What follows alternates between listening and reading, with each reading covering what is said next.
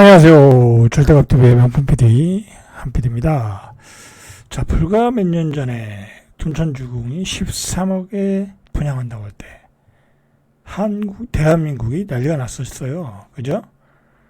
그때 뭐 한 몇 달 동안 둔천주공 얘기만 했어요. 신문에서. 자, 그게 이슈였거든요.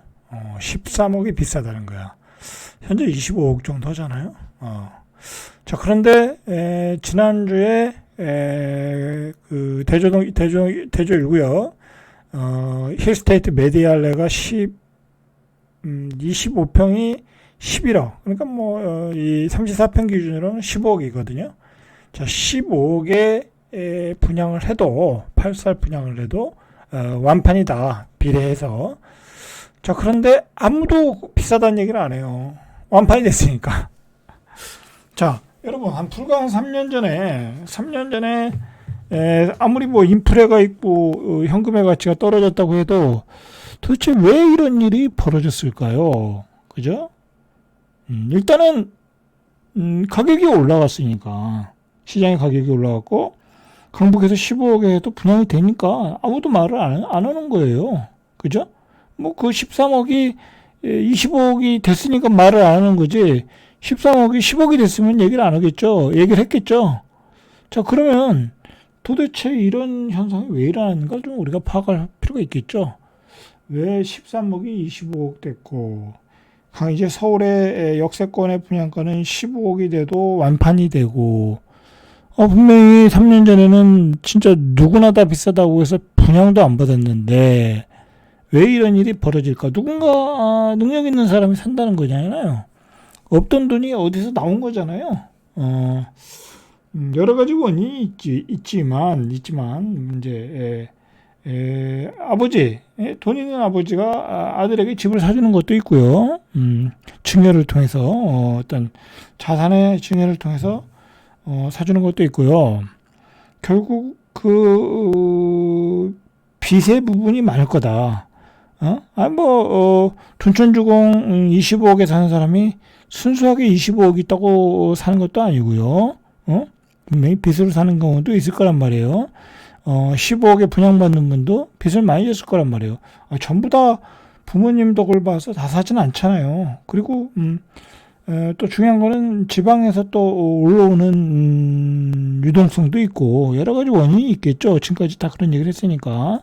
그런데 어느 부분은 분명히 반 이상 또는 40% 이상은 결국은 다 빚이라는 거잖아요. 빚.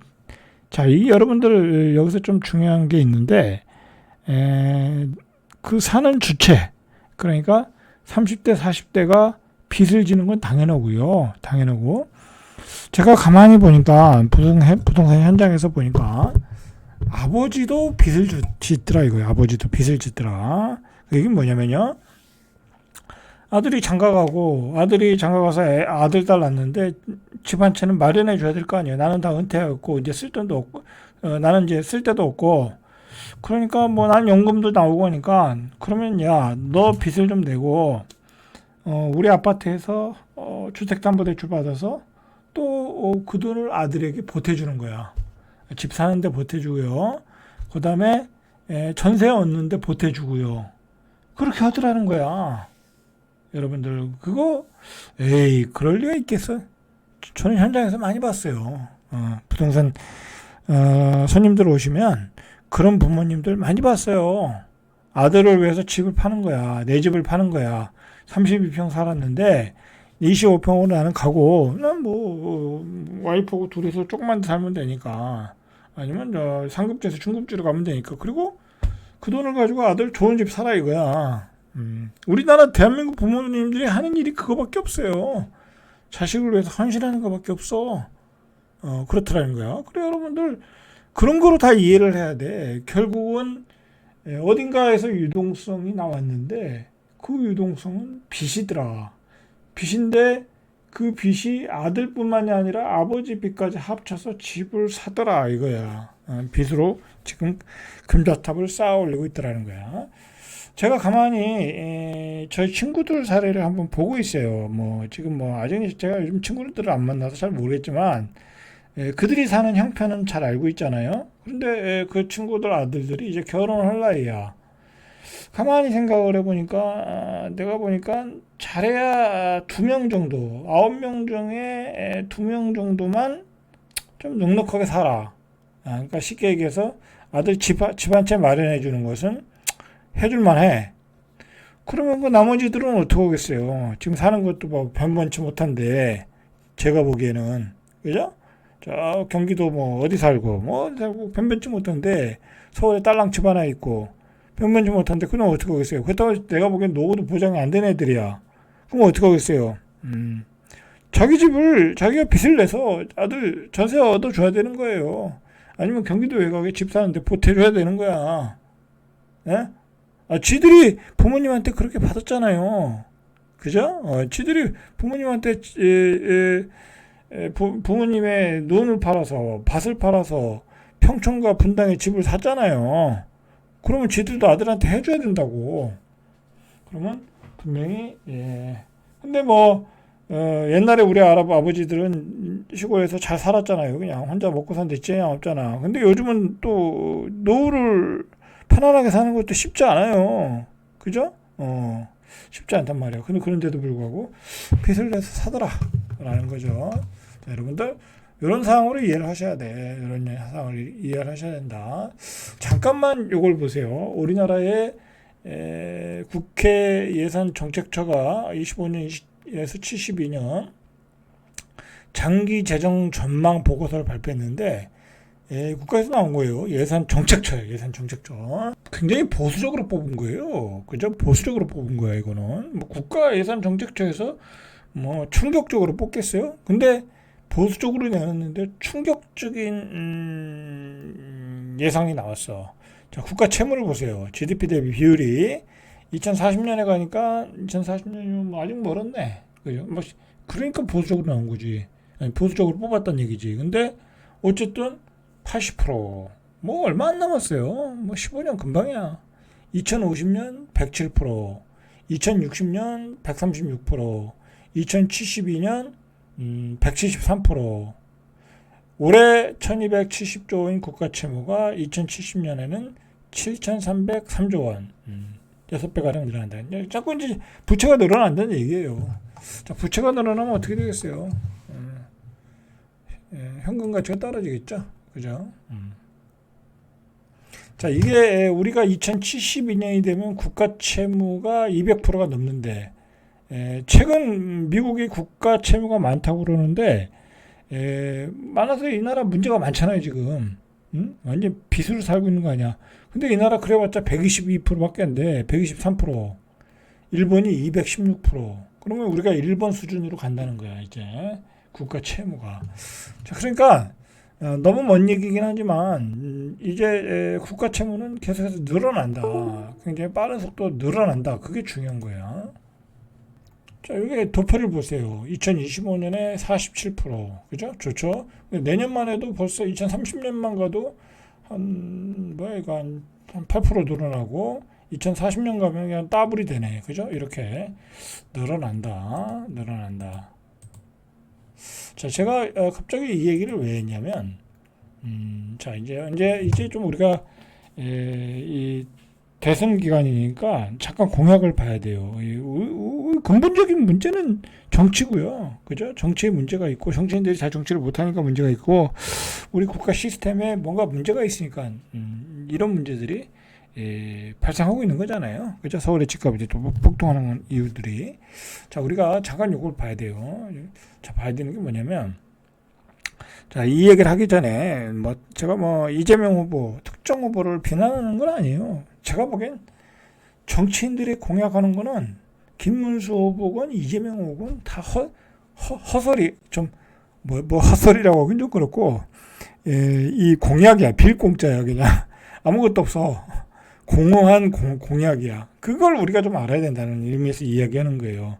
자, 오늘 이재명 후보가 얘기한 걸 한번 얘기해 볼게요. 절대 이재명 후보에 대한 비난이 아니에요. 비난이 아니라 이 가능성이 있는 얘기를 했으니까 했겠죠. 그러나 조금 우리가 보기엔 너무 비관적인 얘기를 하고 있더라는 거야. 그죠?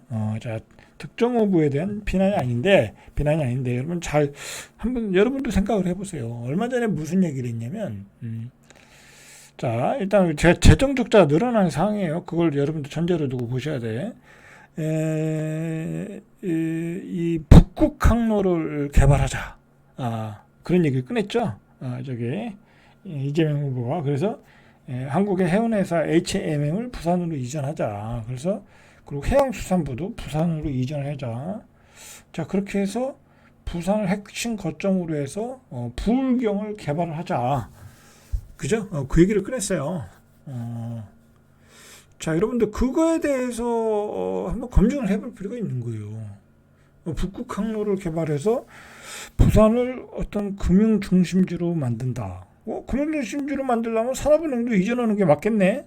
그죠? 근데 그건 안 된다고 그러잖아. 그러니까 앞뒤가 또 안 맞는 거고. 그러면 부산을 뭐 핵심 거점, 북극 항로가 시작되는 핵심 거점으로 해서 많은 기업들을 유치하겠다. 그게 말이 되느냐 이거야. 한번 우리가 그걸 검증해야 돼요. 제가 왜 이런 얘기를 하냐면요.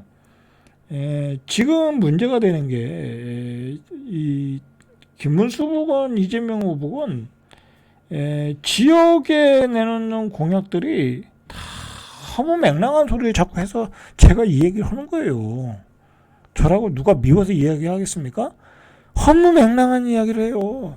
서울은 서울 수도권에 대해서는 구체적인 정책들을 내놓고 실현 가능한 얘기를 하는데 무슨 지역이 관해서는 꿈만 주는 거야. 당장 표만 받으면 되니까. 자 보세요. 그래서 자 이 얘기는 좀 나중에 하고요. 이것도 허무맹랑한 얘기인데. 자 그래서 북극 항로를 언급을 했는데 그래서 HMM을 부산 이전하고 해양수산부 이전하고 자 이런 비전을 제시를 했어요.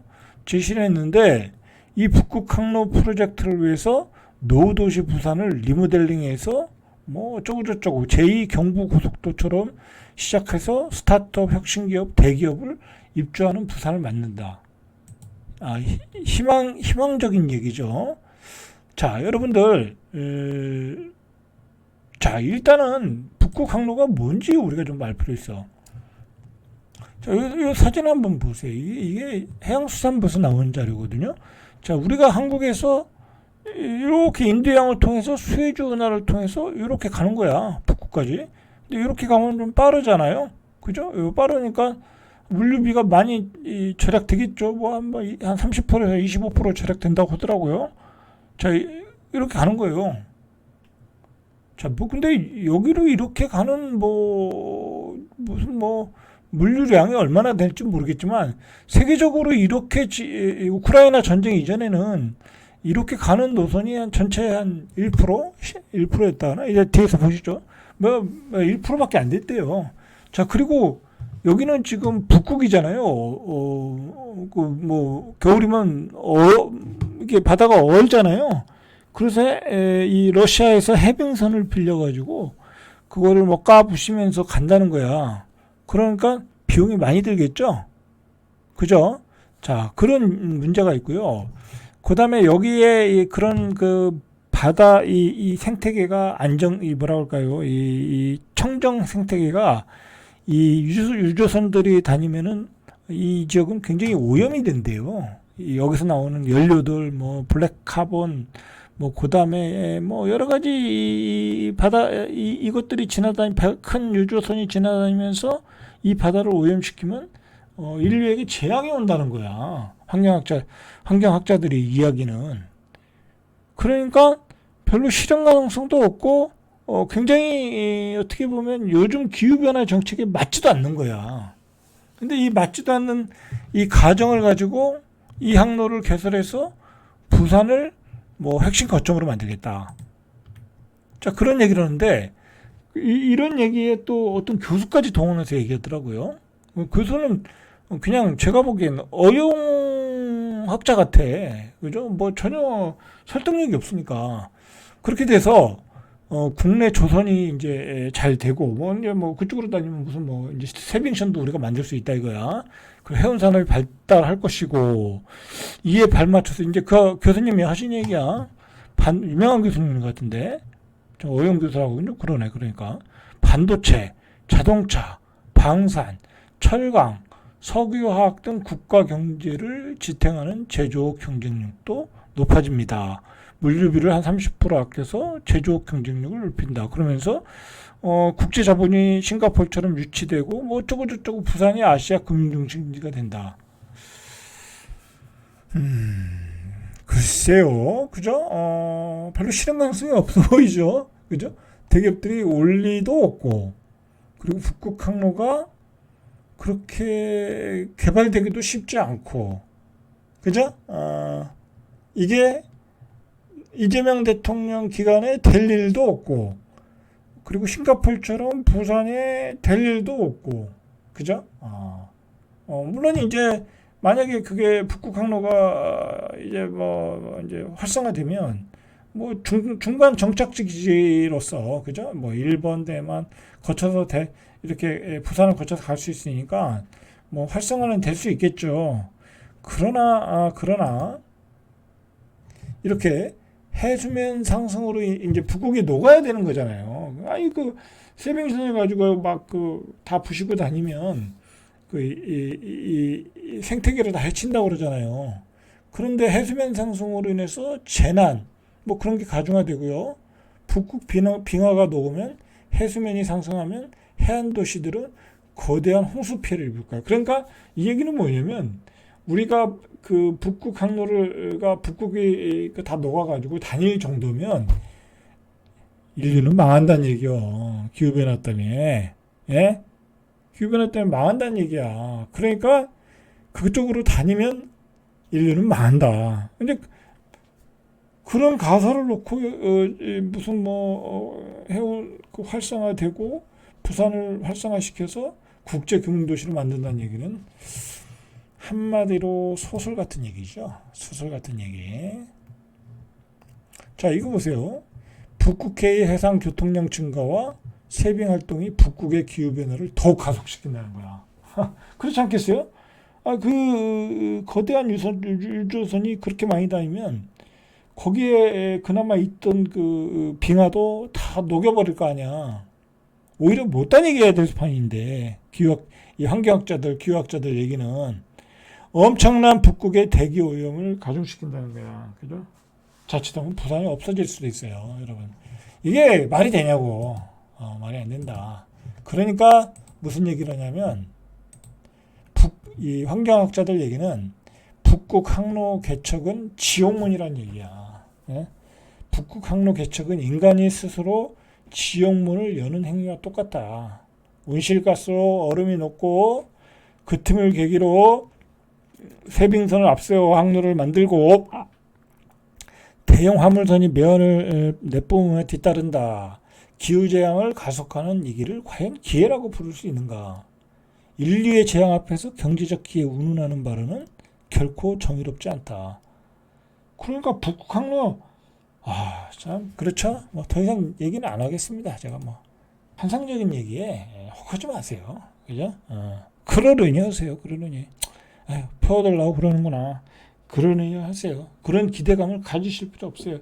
지금은요 이미 대세가 정해졌어요. 대세가 정해져서 이제 지방은 소멸해요, 여러분들. 이건 뭐 누군가가 진짜 예전에 노무현 대통령처럼 막 행정수도 이전하고 그래서 지금 그때 이전해서 뭐 여기가 이제 뭐 대통령 청와대도 여기다 내려오고 막 그렇게 하고 그 중부권의 핵심 도시가 되고 그다음에 그 여세를 몰아서 부울경이 발전했으면 모르는데 이미 그때 때를 놓쳤어요. 때를 놓쳐서 이제 뭐 서울 수도권에 완전히 몰빵하는 단계로 갔어요. 자, 그게 이제 서울의 집값, 부동산의 최악의 상황으로 가고 있다라는 걸 제가 요즘 얘기하는 거예요, 여러분들. 그죠? 그래서 여러분들이 이제 각자 알아서 살 길을 찾아라. 그죠? 각자 알아서 살 길을 찾아라. 자, 여러분들, 이 얘기를 한 두 가지 얘기만 하고 마무리 짓게요. 서울의 아파트가 부족하다. 그런 얘기 많이 하잖아요. 공급이 부족하니까 아파트가 올라간다. 여러분, 아무리 서울에 공급을 해도요, 최대한 공급을 해도 경기도의 신도시자도요, 이런 상황이면 계속 공급이 모자랄 수밖에 없어요. 예?